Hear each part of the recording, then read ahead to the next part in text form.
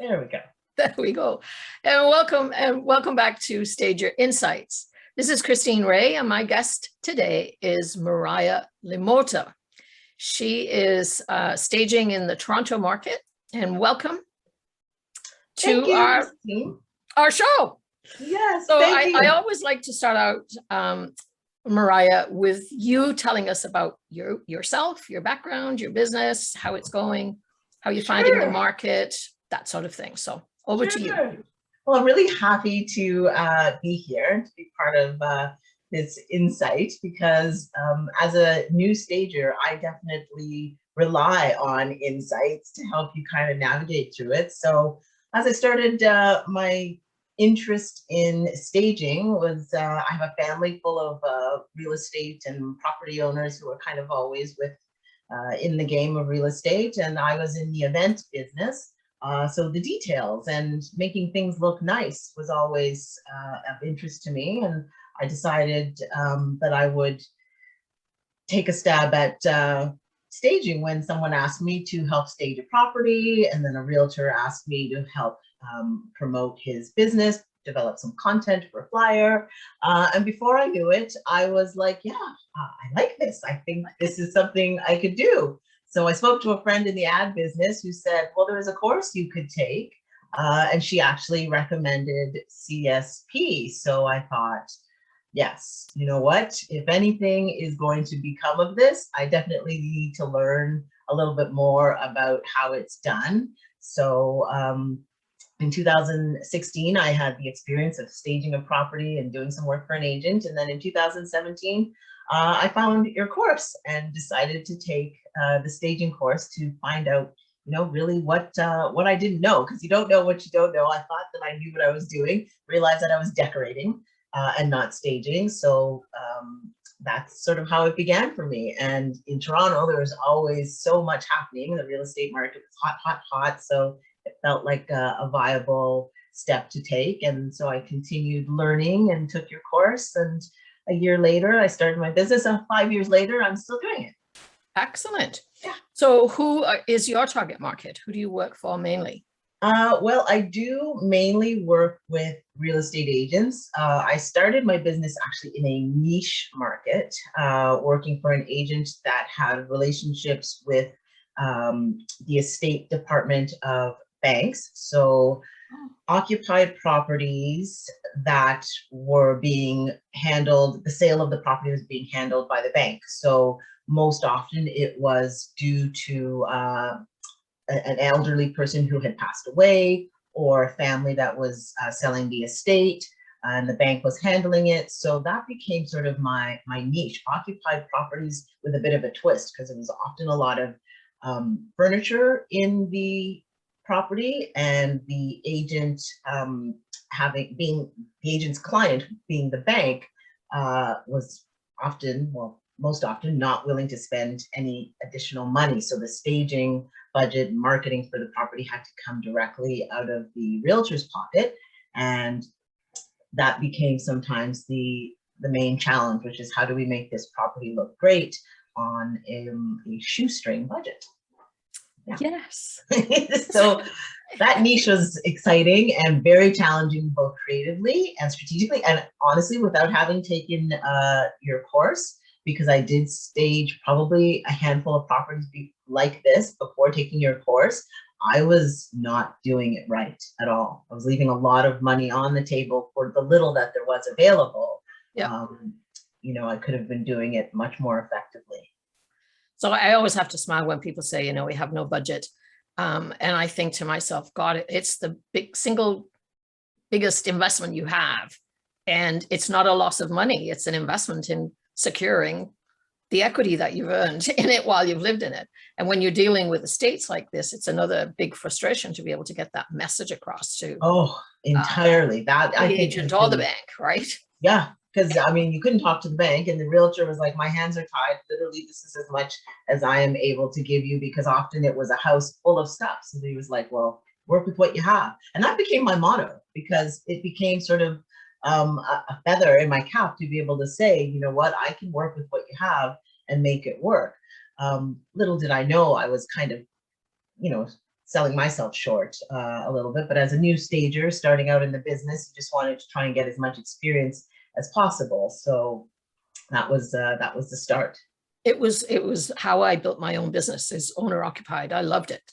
Yeah, Much better than vacant, much more satisfying. it really is. Yeah, that look on a homeowner's face when they walk in is priceless, and I love that too. Yeah, it's a big buzz. So what would you say is the single most surprising thing that clients have experienced, or that they've said to you, or even presented as a challenge to you, and then you've been able to change their mind? I guess it would probably be they don't know what to do with all the items they have. So I had a client who had lots of decor, and this was an owner-occupied home, lots of decor left over from their mother-in-law. And she was just like, you know what, I can't get rid of it. We can't sell it because it belonged to my mother-in-law. My husband wants to keep it. I don't know what to do. Can you make use of it? So oftentimes they feel like the stuff they have really isn't worth doing anything with. Yeah. And I've been able to sort of use a lot of those items and show them how they can be used, because I think it's also a bit of a lifestyle appeal. So if you can look at them in with this particular example, she had a lot of sort of iron looking figures and things. And then she had these big bookcases in her front room.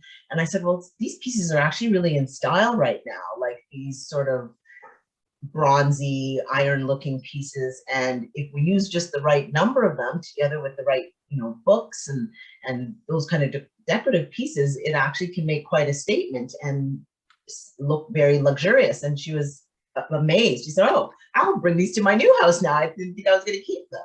Yeah. Yeah. I thought you brought a good point up earlier when you were saying it's very different. So when you're starting out and you haven't had any training, you're usually coming from a place of either you're a trained decorator, or you love HGTV and you think you can do better, or you have a knack and people say, oh, I love your house and you should be doing this for a living. But there's such a big difference between decorating and staging. And I think that for me was always the aha, because I started in decorating, working with what people had. My husband was always amazed that people would pay money to have you come in to move your stuff around, when the wife usually moves the stuff around every Saturday, sort of thing, And I'm like, yeah, I know, but it's moving it around so many times because they don't know where to put it. Right. And I think also for the seller, they fall into that same category. They see their house looking so much better than it ever did. The fear of real estate agents is that they'll change their mind about selling their house. Oh, yeah. It's funny. I've had actually sellers say that in the presence of the real estate agent when they've come back after you've done, and they say, oh my goodness, I don't think we want to move now. Yeah. The agent will, it's like, the so being able to move that. them on to the reason why they were moving in the first place. Yeah. And of course, offer your services when and it's funny because that didn't even dawn on me until I took your course as an alumni coming back.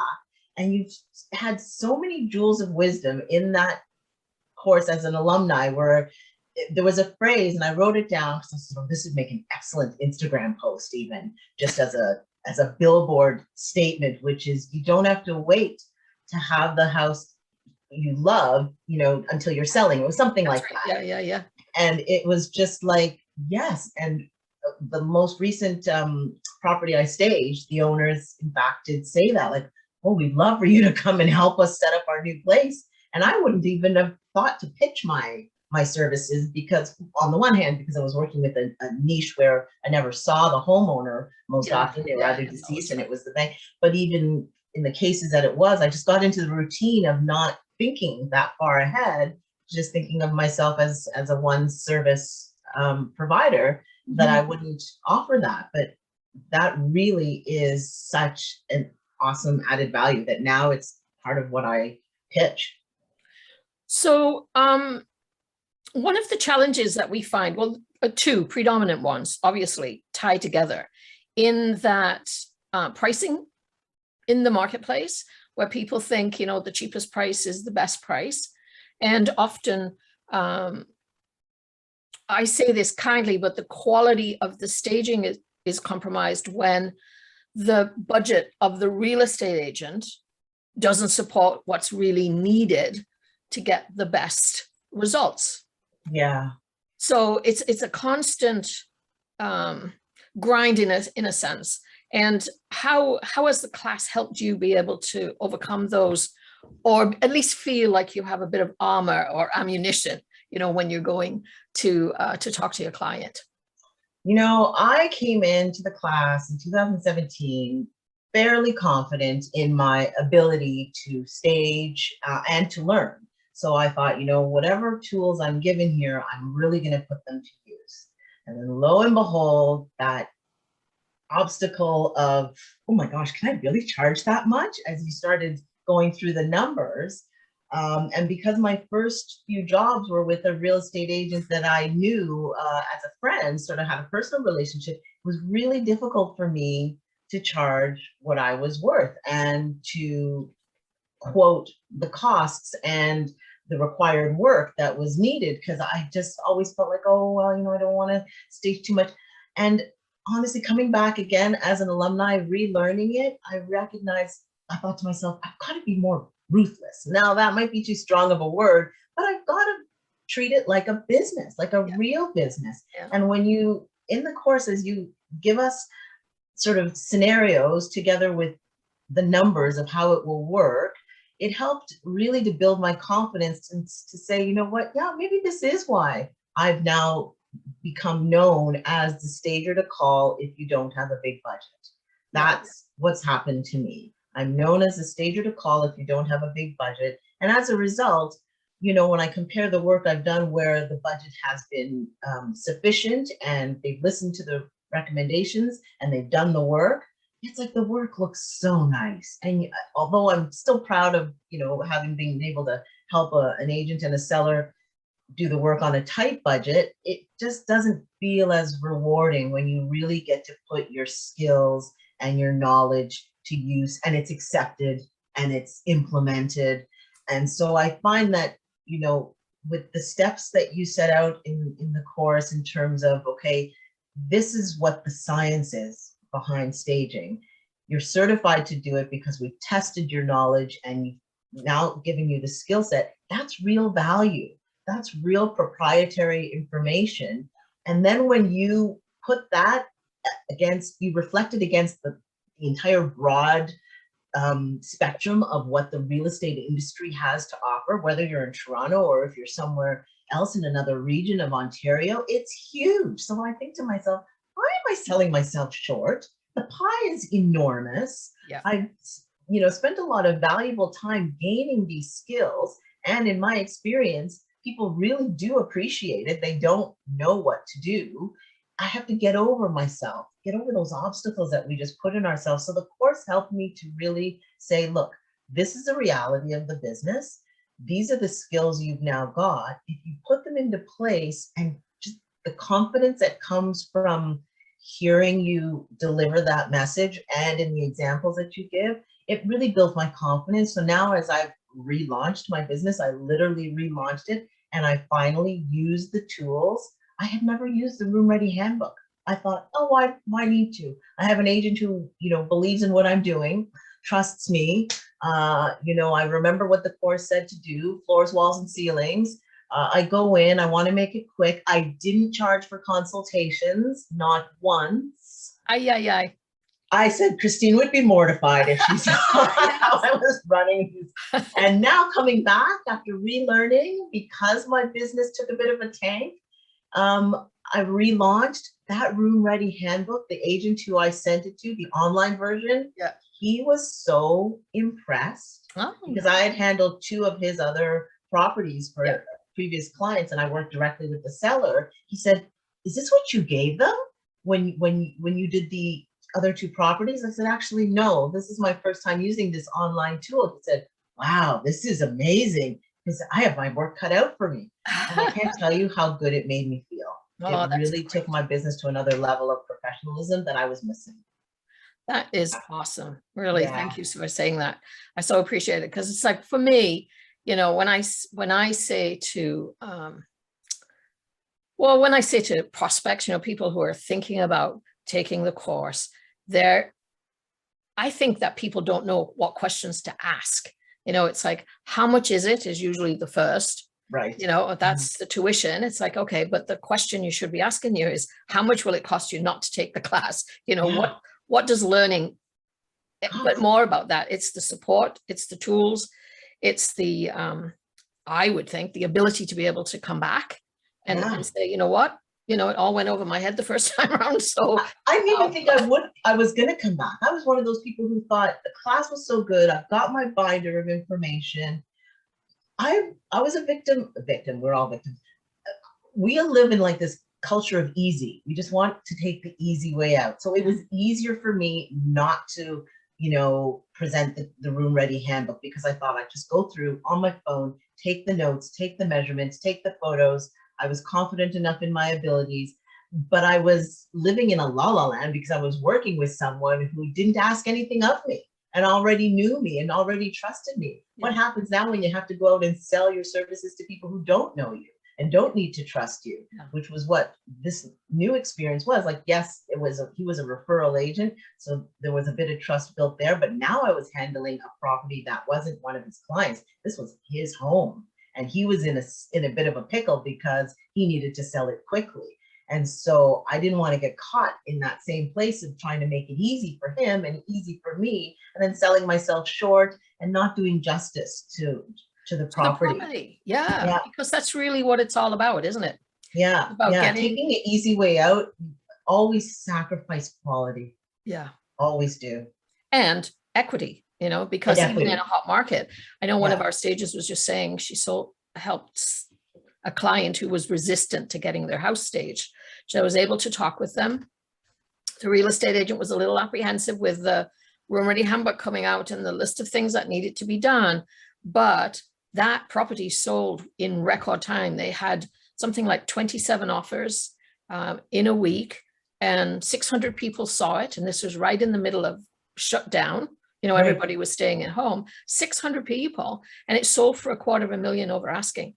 That's what's at stake. You know, it's not just getting the house sold. It's really securing what the market will bear at the current time, you know. And I wasn't communicating that point to the agents I was working with.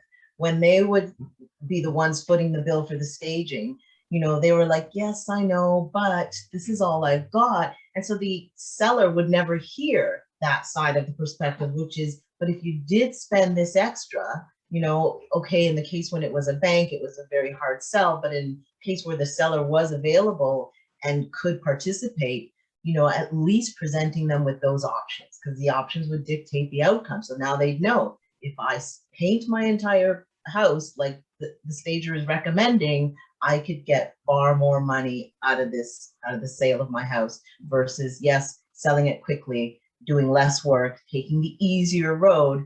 And, you know, I never spoke up enough to sell that. But now that's the room ready handbook does so much of the talking.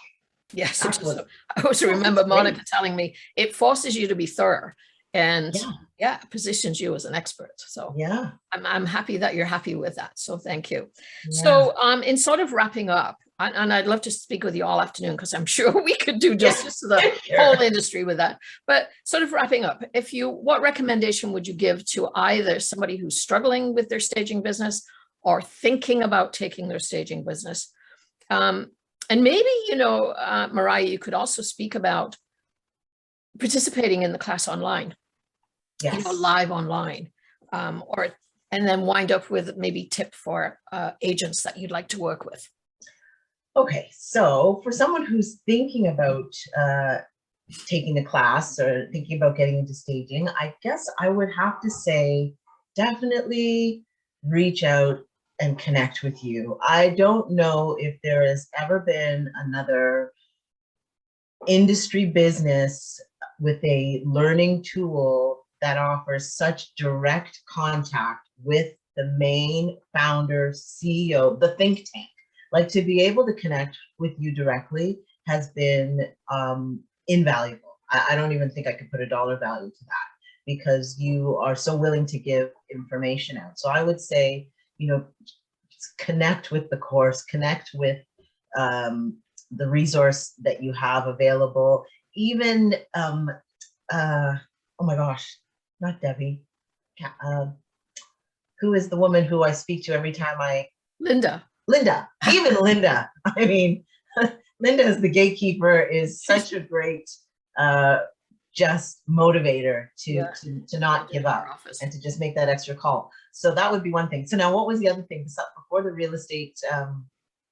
So people who are struggling, then reach out and take that. And then tip for agents and sellers.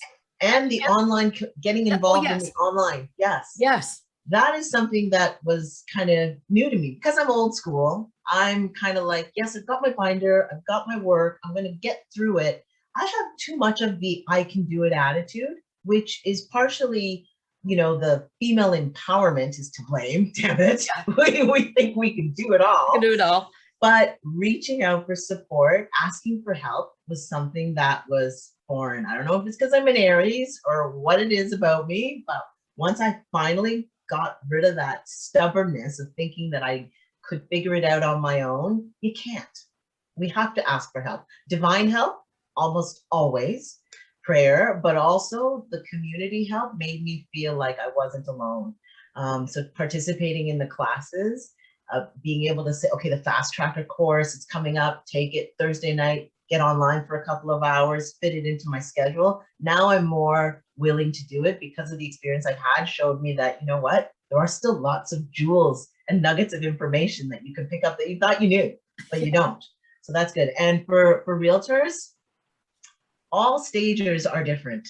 That's for sure. I like to think that all stagers are not necessarily competitors to one another. We all bring a different sort of unique selling feature that we have, or an opportunity that we can bring to an agent. So I think if you've worked with one stager and maybe it didn't work out for you, keep up with staging. It is, I think, the most essential emotionally driven marketing tool that there is out there. And as myself as a stager, my big selling feature, what I think makes me different at Wind, is the lifestyle analysis. I really think that there is a whole layer of sort of profile that you can uncover about your target audience when you look at their lifestyle habits and how you can really build a relationship with your seller or your buyer's values and your brand as a realtor and the properties that you're selling beyond just, the demographics of the neighborhood. There's another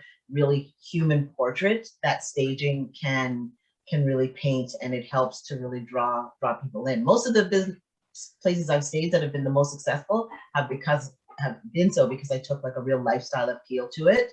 Through the decor, the features, the style, how much furniture you put into it, whether you have that patriarchal dad chair in the living room versus having a sectional, those things. And there's a science to all of that. Yes, and that's really, Yeah.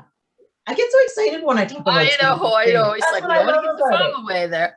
But it's really important, I think, and it's been definitely the foundation of the learning that I've been teaching for the past, God knows how long I've been at it. Yeah. So I always like to say to real estate agents, cheap staging isn't good and good staging isn't cheap. And all stagers aren't the same, and all stagers can't bring the same value points to the property. And that what we have to keep in mind is it's about the equity. Yeah. That's what we're working towards. That is our main goal. Yeah. And that's the shared common goal, right? Yeah. But I think the shared common goal, the thought about the shared common goal is to get the house sold. Yes. Let's just get it sold. Let's get it sold. Let's get it sold. So that you get in a hot market. We don't need to stage because it's hot. Right. Inventory is low. But, when I just told you like $250,000 over asking, and then somebody came back to me and said, oh, well, the agent probably priced it low intentionally to get multiple offers. So I'm like, oh my God, that doesn't sound like a good thing to be doing. So I went back to the real estate agent. She said, absolutely not. I did a market analysis. I did a good job. I represented the agent. It was the staging that knocked it out of the park. Right. And the buyer was willing to pay $250,000 over asking. Yeah. And the selling strategy is there. I mean, if the selling strategy is according to how other properties have sold, but you bring yours down a little because you're having an offer date, because that's part of your strategy, that's one thing. But if you're pricing it and just pricing it, and all the other pieces of how you've marketed it have created that, desire, that real need for it, that people wanted, the demand, then yeah, you're definitely going to get a lot of showings. I had a condo that was like that as well, where they had staged it, previous stagers had staged it and hadn't gotten anything. I staged it it was one of those SOS, I call it, Save Our Staging. That's patent pending, by the way. As an idea. But, and they got the most showings in this condo. This was in the annex in Toronto, 35 showings in less than 24 hours, like wanting to come through. The property sold in 3 days. I can't remember if it was like 70% over asking, but way over asking. When I went to clean up my stuff, the concierge, the security at the front desk said, "You were the stager for this? What did you do? Did you put some magic potion on it? We've never seen so many people come through." It is. I have a magic wand now, just so. Right? And that's part of what it was. It was the staging, and I looked at it from a lifestyle. It's the CSP magic. Yes. CSP magic touch. It is. Yeah, absolutely. All right. Well, That's it's been a pleasure talking with you. Thanks so much me too. for joining me, and good luck. And you're welcome. Thank you. Somebody can find you. How would they find your website? Best way to find us is at whenideasneeddelivery.com. So the acronym is WIND, and it stands for When Ideas Need Delivery. Excellent. It's actually a triple entendre, because there's a song they call the wind Moriah. That's how I came up with the idea years ago. Yes. There you go. Thank you. Thanks. Pleasure. Okay. Bye-bye. Thanks, Christine.